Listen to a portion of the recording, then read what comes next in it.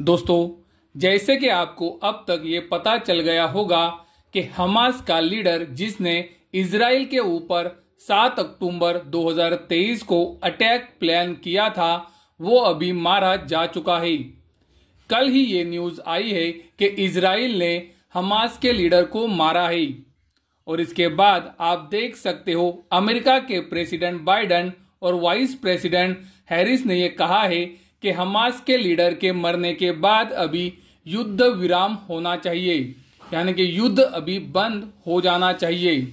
Hamas के leader को मारने के बाद इजराइल के पीएम ने इंटरव्यू भी दिया है और ये इंटरव्यू के अंदर उन्होंने बताया है कि मिडल ईस्ट के अंदर अभी शांति और समृद्धि आ सकती है।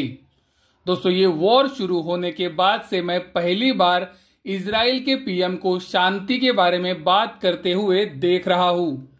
उसी तरह से आप देख सकते हो अमेरिका के प्रेसिडेंट बाइडेन ने भी यही कहा है कि अभी हमास का लीडर मारा जा चुका है तो अभी जो हॉस्टेजेस है उन्हें घर पे लाया जा सकता है और ये वॉर खत्म किया जा सकता है। उसी तरह से आप देख सकते हो अमेरिका की वाइस प्रेसिडेंट ने भी यही बताया है कि हमास का लीडर मारा जा चुका है तो गाजा वॉर को बंद करने की यानी कि सीज फायर की एक अच्छी अपॉर्चुनिटी है। तो आप देख सकते हो फिर से एक बार युद्ध बंदी यानी कि सीज फायर के लिए बोला जा रहा है। उसी तरह से खुद इजराइल के पीएम ने भी शांति और समृद्धि की बात की है। महत्वपूर्ण बात यह है कि इजराइल के पीएम ये बात शायद इसीलिए कर रहे हैं क्योंकि जिस लीडर ने इजराइल के ऊपर 7 अक्टूबर 2023 को अटैक प्लान किया था उसे उन्होंने मार दिया है, यानी कि उनका टारगेट अभी पूरा हो चुका है, ऐसा उनकी बातों से लगता है। तो दोस्तों, ये न्यूज के ऊपर ध्यान रखना बहुत ही जरूरी है क्योंकि अगर इजराइल का टारगेट पूरा हुआ है तो पॉसिबल है कि ये वॉर यहां से ठंडा भी पड़ सकता है। अगर सीज फायर की न्यूज आती है तो वो गोल्ड सिल्वर के लिए निगेटिव हो सकता है।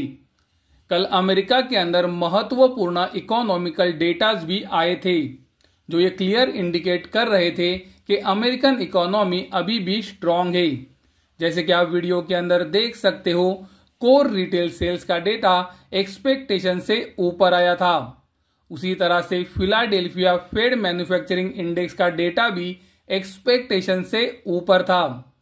उसी तरह से महत्वपूर्ण रिटेल सेल्स का डेटा भी एक्सपेक्टेशन से ऊपर आया था और जॉबलेस क्लेम्स जितना एक्सपेक्टेशन था उसी अनुसार आया था, यानी कि अमेरिका के अंदर कल आए हुए सभी डेटाज पॉजिटिव है डॉलर के लिए और निगेटिव थे गोल्ड सिल्वर के लिए। उसी तरह से आप देख सकते हो कि अटलांटा फेड जो अमेरिका के जीडीपी के बारे में अनुमान देता है उन्होंने भी ये कहा है कि अमेरिका की जीडीपी ये क्वार्टर के अंदर 3.4% से बढ़ सकती है। महत्वपूर्ण जानने वाली बात यह है कि पिछले क्वार्टर के अंदर अमेरिका की जीडीपी 3% से बढ़ी थी, जिसे हम स्ट्रॉन्ग इकोनॉमिक ग्रोथ बोल सकते हैं। तो अगर 3% से अभी अमेरिका की जीडीपी 3.4% से बढ़ने वाली है तो ये तो और ज्यादा स्ट्रॉन्ग ग्रोथ हो गई, जो ये बता रहा है कि शायद अमेरिकन इकोनॉमी अभी भी स्ट्रॉन्ग है, जो डॉलर के लिए पॉजिटिव है और गोल्ड सिल्वर के लिए निगेटिव है। अभी जो आप वीडियो के अंदर देख रहे हो ये गोल्ड का चाइना के अंदर का मंथली चार्ट है। आप देख सकते हो मंथली चार्ट के ऊपर आरएसआई इंडिकेटर एक्सट्रीमली ओवरब्रॉड जोन में आया है। 2011 और 2020 के समय जहां से एक बड़ी गिरावट आई थी उसके भी ऊपर अभी आरएसआई इंडिकेटर निकल चुका है। आरएसआई इंडिकेटर अभी 89.32 के पास है, जो ये क्लियर इंडिकेट कर रहा है कि गोल्ड महीने के चार्ट के ऊपर चाइना में भी एक्सट्रीमली ओवरब्रॉट है। अगर हम यूरो जो यूरोप की करेंसी है उसमें गोल्ड की कीमतें देखते हैं तो हमें पता चलता है यहां पर भी गोल्ड की कीमतें महीने के चार्ट के ऊपर एक्सट्रीमली ओवरब्रॉट जोन में काम कर रही है। आप देख सकते हो आरएसआई इंडिकेटर 2011 और 2020 के हाइज के ऊपर काम कर रहा है, जहां से ज्यादातर समय गिरावट आई है। तो दोस्तों यूरो के अंदर भी आप देख सकते हो गोल्ड मंथली चार्ट के ऊपर एक्सट्रीमली ओवरब्रॉट है। और एक महत्वपूर्ण करेंसी है जापानीज येन, और आप देख सकते हो जापानीज येन के अंदर भी गोल्ड एक्सट्रीमली ओवरब्रॉट है। और आरएसआई इंडिकेटर अभी 85.55 पे काम कर रहा है।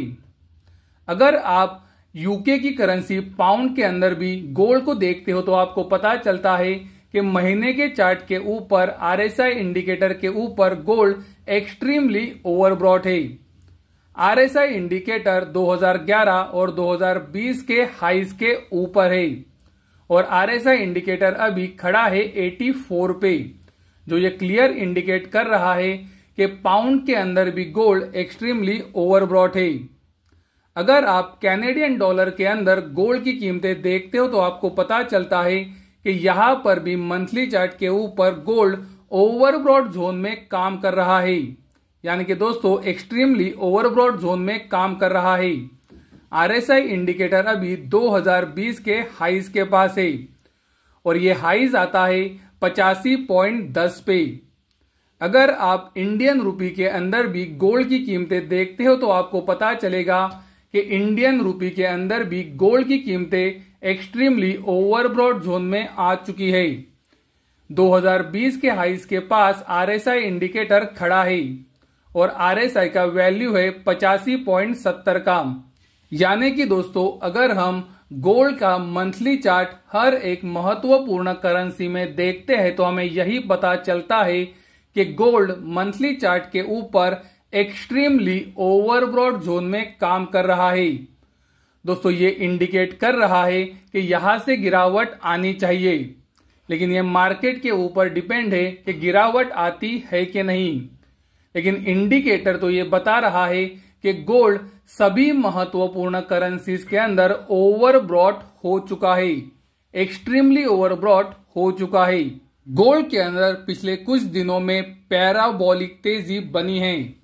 ज्यादातर समय ये देखा जाता है कि पैराबोलिक तेजी सस्टेन नहीं करती है, लेकिन दोस्तों गोल्ड के अंदर ये जो तेजी बन रही है वो डेली चार्ट के ऊपर नेगेटिव डाइवर्जेंस के साथ भी बन रही है।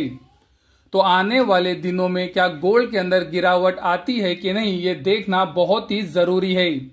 हमने आपको 2019 से दिखाया है कि जब भी निगेटिव डाइवर्जेंस बना है तो गोल्ड की कीमतों में गिरावट आई है।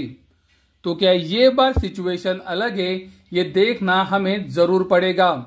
लेकिन दोस्तों हिस्ट्री तो यही बताती है कि जब भी निगेटिव डाइवर्जेंस बने हैं गोल्ड की कीमतों में गिरावट आई है। उसी तरह से मंथली चार्ट भी हमने आपको दिखाए हैं जहां पर हर एक करेंसी के अंदर गोल्ड एक्सट्रीमली ओवरब्रॉट हो चुका है। गोल्ड के अंदर हमने आपको बताया था कि हमारा टारगेट 2650 से 2750 डॉलर का है, जो गोल्ड ने लगभग हासिल कर लिया है। और इस वजह से मैंने मेरा नजरिया गोल्ड के अंदर बड़ी तेजी का नहीं रखा था और मुझे अभी भी लगता है कि शायद गोल्ड के अंदर बड़ी तेजी यहां से ना बने। गोल्ड के अंदर मार्च 2024 के बाद से पहले ही एक बहुत ही बड़ी तेजी बन चुकी है। उसी तरह से मैंने आपको ये भी दिखाया है कि अक्टूबर 2023 से अगर हम गोल्ड की कीमतों को कंपेयर करते हैं तो गोल्ड के अंदर $900 की बहुत ही बड़ी तेजी बन चुकी है और महीने के चार्ट के ऊपर पिछले 12 महीनों में सिर्फ एक ही बार करेक्शन आया है और ये करेक्शन भी सिर्फ 1% का है। तो दोस्तों जिस हिसाब से गोल्ड की ये रैली चल रही है ये कितना सस्टेन करती है ये देखना बहुत ही जरूरी है। लेकिन मैं ये क्लियर कर देना चाहता हूं कि मैं जब गोल्ड के अंदर बहुत बड़ी तेजी में था आपको क्लियरली बताया था मैं गोल्ड के अंदर अभी बड़ी तेजी में नहीं हूं। हमने आपको बताने के बाद से सिल्वर अभी भी वही रेंज के अंदर कंसोलिडेट हो रहा है। सिल्वर ने अब तक ये कंसोलिडेशन से ब्रेकआउट नहीं दिया है। सिल्वर अगर ये कंसोलिडेशन से ब्रेकआउट देता है तो पॉसिबल है कि सिल्वर के अंदर तेजी एक्सटेंड हो सकती है। लेकिन दोस्तों जैसे कि मैंने आपको कहा है कि आप गोल्ड की कीमतों के ऊपर जरूर ध्यान रखें। क्योंकि गोल्ड की कीमतों में पहले ही एक बड़ी तेजी बनी है और हर चार्ट के ऊपर ये इंडिकेशंस आ रहे हैं कि गोल्ड के अंदर एक करेक्शन आनी चाहिए। तो अगर सिल्वर के अंदर ये कंसोलिडेशन से ब्रेकआउट आता है तो आप सावधानी से पार्टिसिपेट करो और गोल्ड की कीमतों के ऊपर उसी समय ध्यान भी रखो।